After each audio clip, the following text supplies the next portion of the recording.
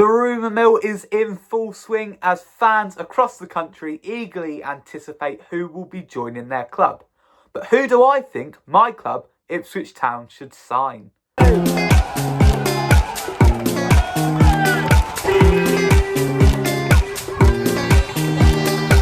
going up! We are going up! We are going up!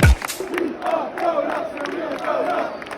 Good morning, afternoon or evening, depending on whenever you are watching this. My name is Harvey Bell, an Ipswich Town supporting content creator on the road to 1,000 subscribers. So if you do go on to enjoy this video, do consider subscribing and leaving a like on the video down below.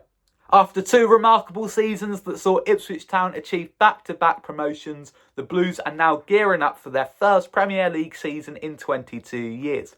Now, as much as I love our current squad, and it will be sad to see a few of those players leave, we do need to make adjustments to ensure that we have the best chance of staying up and competing in the higher division. I don't want to see too many changes, but there will be a few, so I've put together a list of faces that I would like to see come to Portman Road. Now, as a little bit of a disclaimer, I'm not trying to fuel any rumours or put any speculation out there. These are purely players that I would like to see come to Ipswich based on what I've seen of them and how I think they'd fit into our squad. I have tried to consider our transfer model and players of an age that McKenna can develop. So let's jump in with number one, Omari Hutchinson. There's no Ipswich Town fan out there that would not want Omari Hutchinson back at Ipswich Town after his loan spell last year. We know the manager, Kieran McKenna, is very big on bringing him back. He took the second half of last season by absolute storm, some massive goals in pivotal games and a very big reason that Ipswich Town got promotion over the line. It's the old phrase, don't fall in love with a loan player, but he is a Chelsea player, of course, a young one at that, and we know that Chelsea always add a lot of money onto the price tag if a player is young, as Omari Hutchinson is, and they are believed to want around 25 million for him if we were to try and get him on a permanent deal. We could, of course, go for a loan, but there is a cap on Premier League loans. You can only have two, so if we can avoid doing that, the better. Such a good season last time out does attract interest from other clubs such as Stuttgart, who are supposedly leading the race to sign him, but a host of other clubs across Europe are said to be interested in his signature. All I think though is that if we were to sign him either permanently or on loan, it would be a massive statement of intent. Number two, Ryan Sessegnon.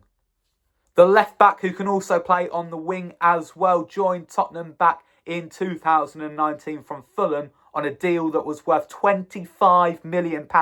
Josh Omari went the other way as well, but it is fair to say that Sessegnon's time at Tottenham hasn't gone exactly to plan. His time in North London has been hampered with injury, so much so that he has only managed 20 appearances in the last two seasons. He is, however, out of contract and available on a free transfer. And we know that Kieran McKenna has a track record with getting the best out of players, and if he was able to keep Ryan Sessegnon fit, just imagine the player that we could have on our hands if he could recapture the form that he saw at Fulham. When they went up in 2018, he scored 15 goals and was a pivotal part of their team. He's represented England at youth level as well, and with his pace and willingness to run, he could be the perfect competition for Leif Davis on that left-hand side. Number three, Jack Clarke. Now, having just spoken about wingers and wing-backs, Jack Clarke could be the perfect balance to Leif Davis. When Ipswich play, we are very heavy down the left-hand side. Leif Davis gets very far forward and everybody sort of swings round. How good would it be if we could do that on both sides? Now, I'm not knocking any of the right-backs that we already have. Axel Tuanzebe and Harry Clarke are both very good. However, I feel that their skill sets are different. Tuanzebe, defensively solid, but maybe not as confident going forward. Harry Clarke does a bit of both. He goes forward and goes back. Whereas I feel like Jack Clarke would be an out-and-out attacking wing-back. And that would perfectly balance with Leif Davis. It would give us much more options when we're playing out from the back. And he certainly knows how to score goals as well. He got 15 goals in a Sunderland side that definitely struggled in the second half of last season. He was the Championship's top goal scorer up until Christmas. And he did nearly leave for the Premier League back in the January transfer window, but stayed in hopes of getting the playoffs with Sunderland. That didn't materialise, so you would think now is the perfect time for him to move on. Number four, Sander Berge. Now, I definitely feel like midfield is going to be one of the areas that we look at improving the most this summer. I hate to say it because I love Morsey and Luongo, but both of them are getting on a little bit now and they're not going to be at the club forever. Let's enjoy them whilst we've got them, but also realise that we do need to build for the future as well. I do think Jack Taylor will get a lot more game time this year. I think Cameron Humphreys will be loaned out, but it certainly wouldn't hurt to get another midfielder or two to help with the squad depth. So who better than Sander Berge, a player who's got Premier League experience with both Sheffield United and Burnley, has just been relegated with Burnley, which means we would be able to get him for a reasonable fee, you'd think. 6'5", so it adds a lot of aerial threat in the box. And he does also have a little bit of experience at European level from his time at Genk in Belgium. He's seemingly held in quite high regard at Turf Moor, so much so that he played all bar 1 games last season. Certainly somebody that I feel would be a strong option to have. Just quickly now, before we get to the final player I think Ipswich Town should sign, let's go with some honourable mentions who didn't quite make the list. The first being Dele Alli.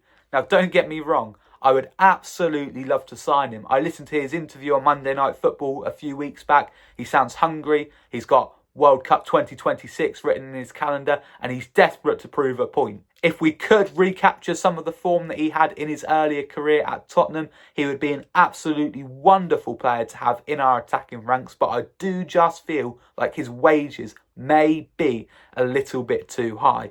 He's a player that I've always liked, and I hope wherever his next move goes, he is able to be the player that he once was. And if that is Ipswich, then great, but I just can't see it happening. And another honourable mention is John Lundstrom. He was linked with us a few weeks back, but it does look like he is going to be going elsewhere now. He was available on a free transfer from Rangers. Premier League experience, just generally quite experienced as well. Another strong midfield option to have, but it doesn't look like that's going to be possible either. And now for the final player on this list, Ipswich Town should re-sign Tyrone Mings.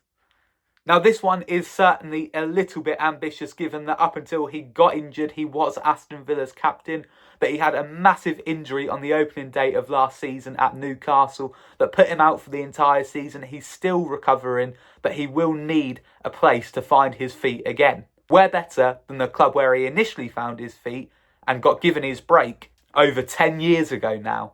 He did leave us for Bournemouth, but then went on to Aston Villa. And whilst at Villa, he has also represented England.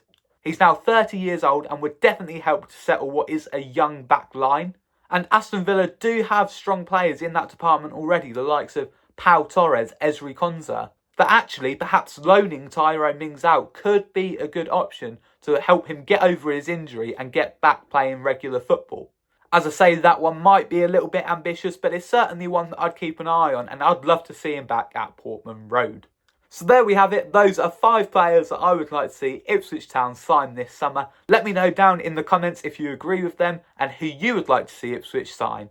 Thanks for watching, and I'll see you next time.